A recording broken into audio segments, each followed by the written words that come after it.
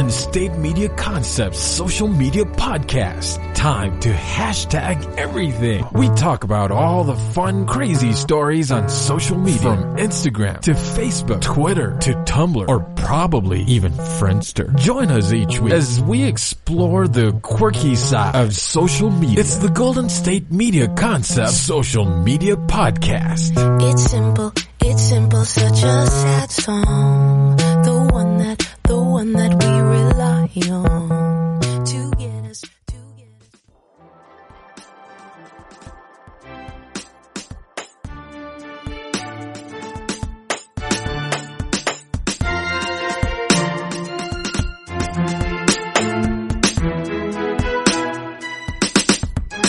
Hello and welcome to the GSMC Social Media News Podcast, brought to you by the GSMC Podcast Network.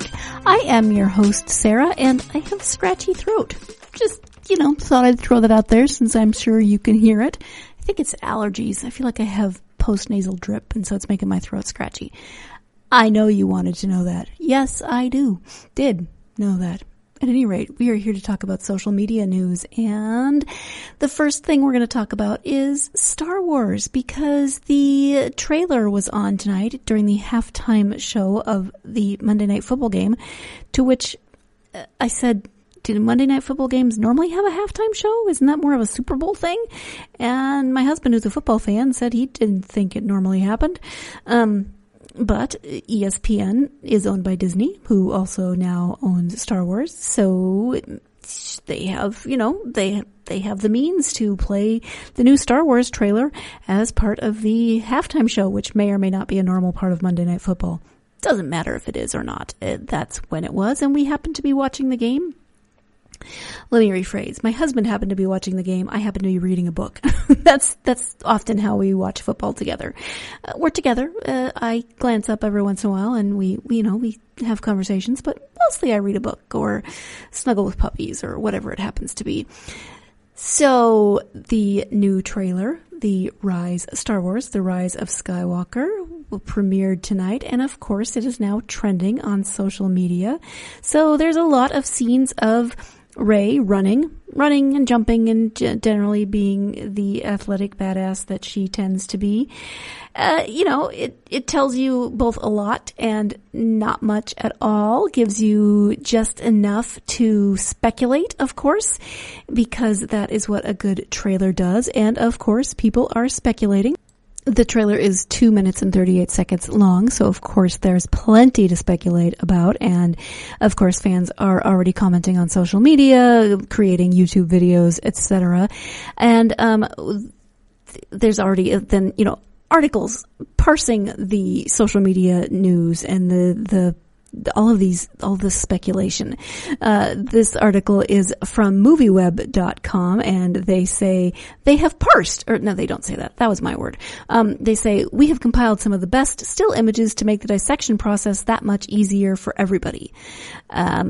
Some fans got an early start this afternoon when the studio released a teaser for the trailer, which featured the ice planet of Kijimi and possibly the ghost ship from the Star Wars Rebels animated series. So Lucasfilm announced over the weekend that the final Rise of Skywalker trailer was going to drop during tonight's Monday Night Football game, which follows the promotional campaign for the previous installment of the latest trilogy. J.J. Abrams has spoken about his fear of putting endings to things, but he seems pretty confident that what he pulled off here in The Rise of Skywalker. The new trailer teases something Star Wars fans are going to be talking about for months. A couple of months at least, because it comes out on December 20th. So we have just under 2 months to speculate before we can go see it. The Rise of Skywalker footage released so far has had a darker tone to it, which seems foreboding with the return of Emperor Palpatine, who we get to hear once again. And his presence is felt all over this preview. There's teasers of the dark side taking over, but we know that George Lucas always intended on bringing a balance to the story, so we will more than likely end up seeing that represented as well. Even with the latest trailer and footage, we still have no idea what J.J. Abrams and Chris Terrio have really cooked up for us. That does not stop us from speculating. Things that I saw on social media, people were already combining Kylo and Rey's name, like Reylo, I think I saw. Some referred to him as Kylo, some referred to him as Ben, depending on how you think of him. But there's all sorts of speculation on what Ben and Kylo and Rey are going to be up to. The Palpatine is also trending, of course. Hashtag Palpatine. People are having a field day speculating. My favorite tweets were those talking about Rey and Kylo being on some kind of grand scavenger hunt to find the Horcruxes of the Emperor. Because that just combines all of my dorky passions of both Star Wars and Harry Potter. I can't help it. I'm a dork. Internet ticket or let me start that over. In addition to the final trailer hitting the internet, the Rise of Skywalker tickets are currently on sale. Wow. Have you ever bought I know people do it, but I have never bought a movie ticket 2 months out. I remember when they re-released the Star Wars trilogy, the original Star Wars trilogy. I was in college and I waited in long lines for those, but I've never bought a ticket that far out. It'll be interesting. So we are about to see the Skywalker saga come to an end. That doesn't mean Star Wars is coming to an end because there's a million different storylines they can pursue. It's been 42 years since George Lucas introduced the world to this story, to these characters. Wow. I mean, Star Wars has been around for 4 decades, which I know because it's been around my whole life. But, wow. Now it's time, though, to close the book on 9 installments and leave room for new stories to be told. While it's bittersweet, this article says we at least have the Rise of Skywalker to look forward to with all of its ties to the past and the future. I'm just wondering, really, is it going to tie things up? Is it not going to, how satisfied am I going to be about this supposed conclusion to a 9-movie story arc, and 9 movies that are, some are better than others. Let's just put it out there. Of course, some are better than others. It's going to be that. So the trailer features, kind of gives you glimpses of everyone. C-3PO, not sure what's going on with C-3PO. A little concerned about him from the trailer. You get a brief glimpse of R2-D2. Chewie's in there. A very brief glimpse of Princess Leia hugging Rey, brief glimpse of Lando flying possibly the Millennium Falcon. I don't know. I didn't pay enough attention. But, and then all the new characters, of course, Rey and Kylo and Poe and people whose names I'm not thinking of off the top of my head because clearly I am not that big of a fan. No, I am a fan. I just don't have names off the top of my head. There's a very strange scene. For me, it's strange. Chewie's in his accustomed seat on the Millennium Falcon, but Rey is in Han Solo's seat or sometimes Lando's seat. And then behind them, you get, Poe and, Poe Dameron and, what is the guy's name? The African-American man. Can't think of his name. That's so terrible. But that's just weird. It should be Luke and Leia back there, maybe 3PO. It's like weird collisions of my life coming together. So I don't know what's going on with 3PO. I don't know what's going on. There's lots and lots of drama. For me, the trailer was fine. It's the music that gets me. They do that on purpose, of course, but the music kind of amps me up. Less the storyline, although I'm excited about it, but it's the music. I'm like, yes, this is my childhood. This is coming and I get to see it at Christmas time. I was very sad when, we have some friends that we've been going to Christmas Day showings of the Star Wars movies whenever we can. And it's become a tradition. And last year there was no Christmas Day movie. So we were very sad because we didn't get to have that tradition. So this year, hooray, we get the new Star Wars, The Rise of Skywalker, this end of an era. I don't know how I feel about that. Our female friend wears these hilarious Star Wars Darth Vader pajamas. They're like, it's like a sweater. It's a Darth Vader sweater, but the pants are out of the same material, so they're like sweater pants, which makes me laugh. But at any rate, I'm going to stop talking about my friend's Darth Vader pajamas because you probably don't care. And we're going to take our first break of the podcast. When we come back, a little bit more about Star Wars. So stay tuned. You're listening to the GSMC Star Wars podcast? No, the GSMC Social Media News podcast, and I'll be right back. Do you want to be healthier, yet you just don't know what to do? All these shows telling you this and that, but nothing seems to work.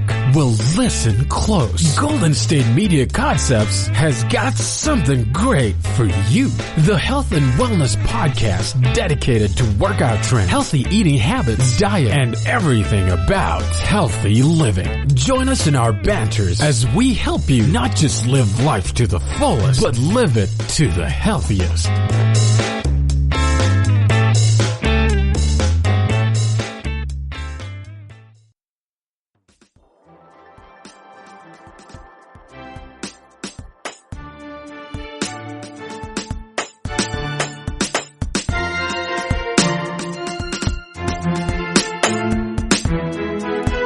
Welcome back to the GSMC Social Media News Podcast. We are talking about Star Wars, and before the break I mentioned a little bit that Palpatine is trending. Hashtag Palpatine. People are, well, they're all a Twitter. Yes, that was a very bad play on words. Sometimes I make bad dad jokes. People are all a Twitter on Twitter about Palpatine. I'm sure on other social media sources as well. Especially the line that Palpatine has where he says, "Your coming together is your undoing." Ooh, who could that be? I mean, obviously people think it's going to be Kylo and Rey. One sad girl Jessica at Sad Boy Kylo writes, Palpatine was able to take advantage of Anakin and Padme. He won't be so lucky with Rey and Kylo. This is a stupid screen name at Crazy Kurt Philly says, I'm just going to assume that Palpatine created Rey in the same way he created Anakin Skywalker, ... space, ... So in essence, Emperor Palpatine is Rey's father. I like this theory only because the thought of Palpatine having sex is kind of gross. Yes, it is. Maybe not the young Palpatine, but the ancient incarnation of him. Creepy. No, thank you. Now that's going to haunt me. There are just so many. Maybe this is where Palpatine has been as well. He's been frozen in a giant iceberg for years. LOL, what I assume is his new throne is in the sequence too, so he very well could be. Wait, this is Temmy Town at Sad Horse. There's so many sad people in this, Sad Horse 4. Wait. Are they really bringing back a canonically dead character that was both thrown into an energy shaft and blown up for episode 9? Oof, at least Darth Maul's resurrection was half plausible. Hashtag Palpatine. If you don't know that Darth Maul is not dead, or maybe he is now, I can't remember, but he did come back in the cartoons. I think it was Rebels. I could be wrong.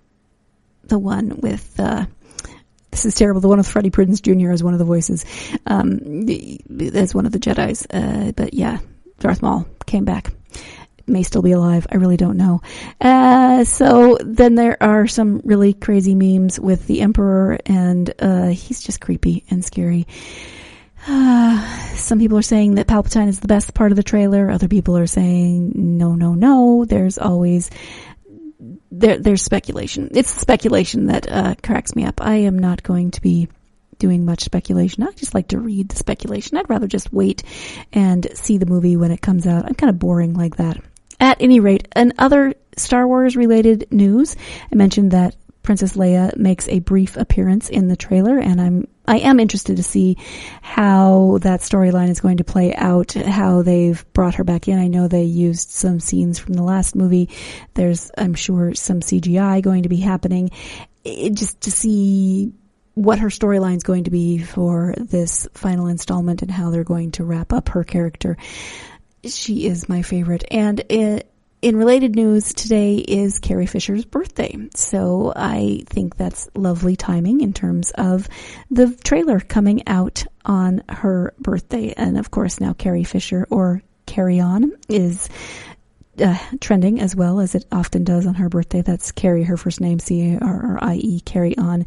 And Of course, there's all kinds of quotes from Carrie Fisher and tributes to Carrie Fisher.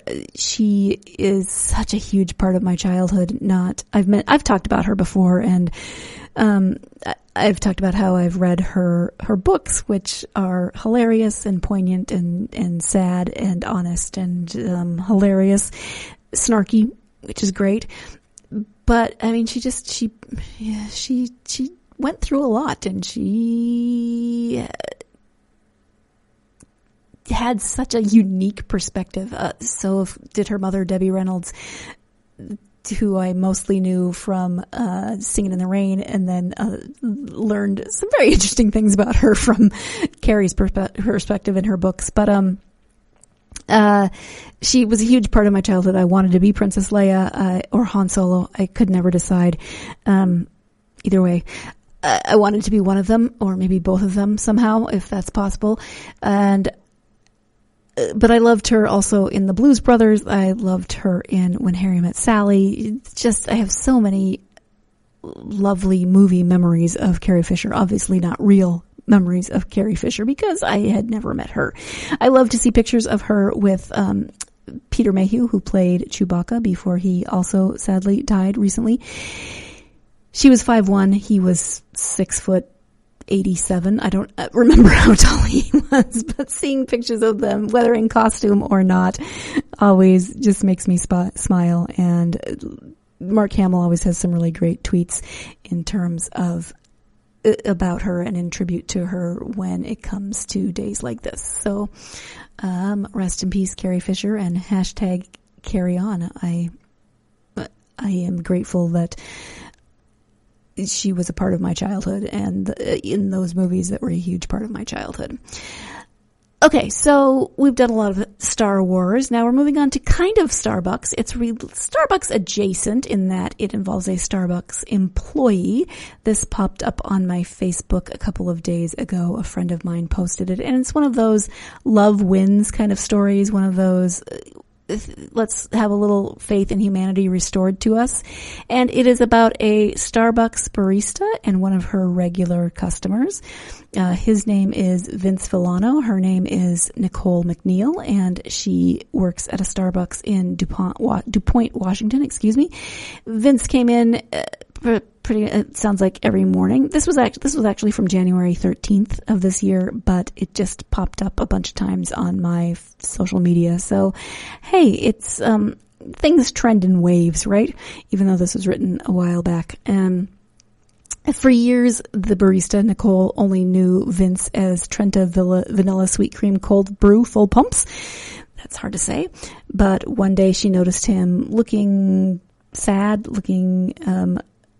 just looking down. So during a break, or possibly at the end of her shift, she asked him what was going on. And she sat down with him and just asked him a simple question: what's going on? And he said that he is an Army veteran sergeant, just like Nicole's husband, Justin McNeil. He had served 8 years as an emergency medical technician. About 11 years ago, he found out that he has polycystic kidney disease, but he'd been keeping the disease at bay until just recently. Now his kidneys were being destroyed further and at a much faster rate, and he'd been forced to begin dialysis treatment. Though he was on the kidney transplant list, he knew that the chances of him receiving a donated organ were slim. His mind had turned to his two children, who were 18 and 20, and just concerned for their future and concerned for his family, of course, and how they would go forward. And anyway, I apologize. When Nicole went home that night, she told her husband, Justin, about this conversation that she had with Vince. And he pretty much just said, I have a kidney. He can have mine. Just like that. He's a veteran. Vince is a veteran. Wow. Wow. That's all I can say. I mean, a complete stranger. He's never met this man. I have a kidney. He can have mine. So she said she was shocked by this, but that she after she took a few minutes to think about it, she realized that that was in keeping with his character and his personality. She said he cares about people almost more than anybody I've ever met. He's the kindest person I've ever met. So when he said, I'll give my kidney, it seemed like, okay, yeah, sure you will. That I don't think that would be most people's reactions. They would be sad. They would be like, well, I wish there was something I could do, but not actually volunteer. So let's go ahead and take our second and final break of the podcast. And when we come back, we'll talk more about this story. Stay tuned. You're listening to the GSMC Social Media News Podcast, and I'll be right back. Tired of searching the vast jungle of podcasts? Now listen close and hear this out. There's a podcast network that covers just about everything that you've been searching. Hey! The Golden State Media Concepts Podcast Network is here. Nothing less than a podcast bliss with endless hours of podcast coverage. From news, sports, music, fashion, cooking, entertainment, fantasy, football, and so much more. So stop lurking around and go straight out to the Golden State Media Concepts Podcast Network. Guaranteed to fill that podcast itch. Whatever it may be. Visit us at www.gsmcpodcast.com. Follow us on Facebook and Twitter, and download us on iTunes, SoundCloud, and Google Play.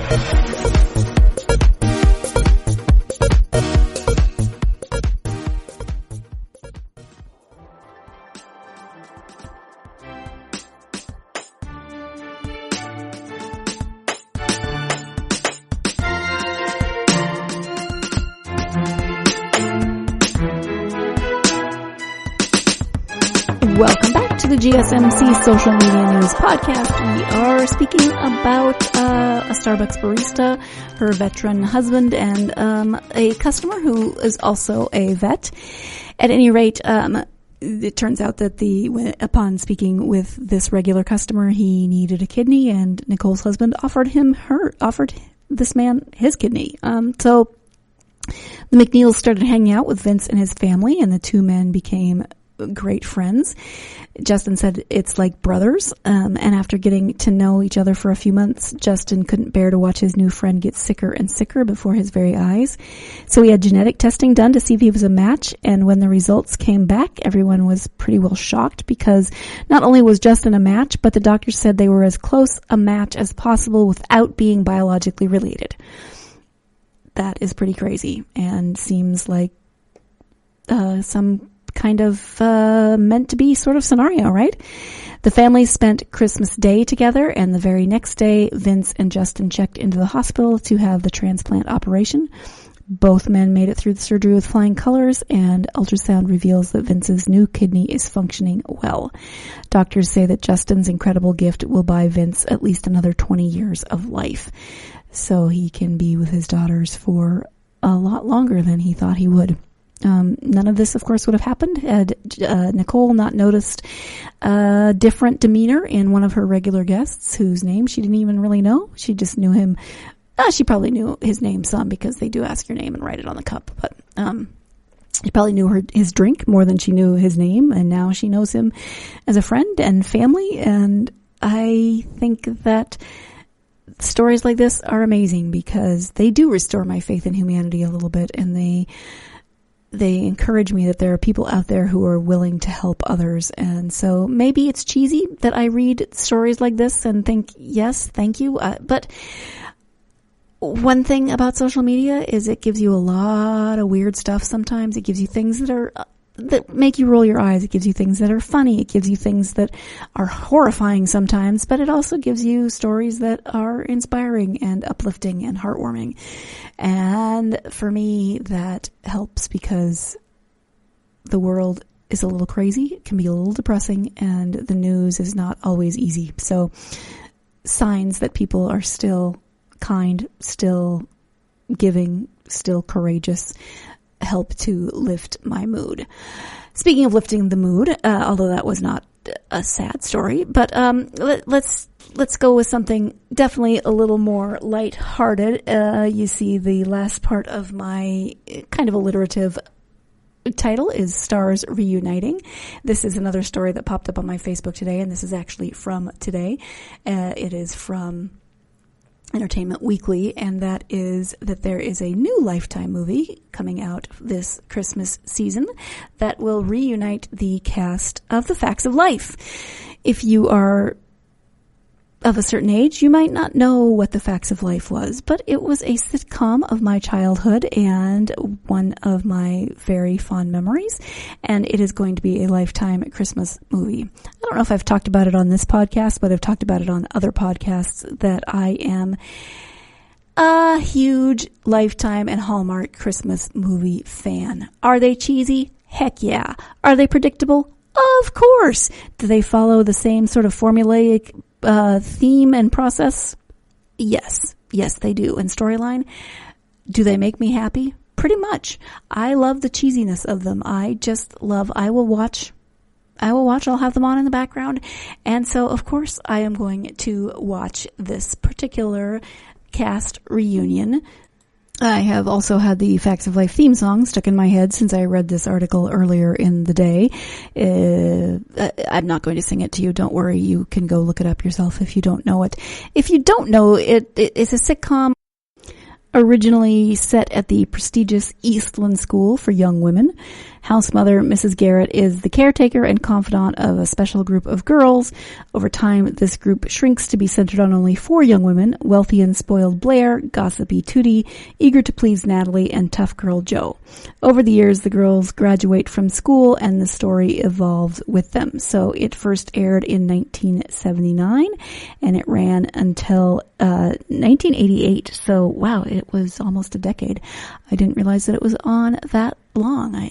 Something's on in your childhood and you just watch it and whatever.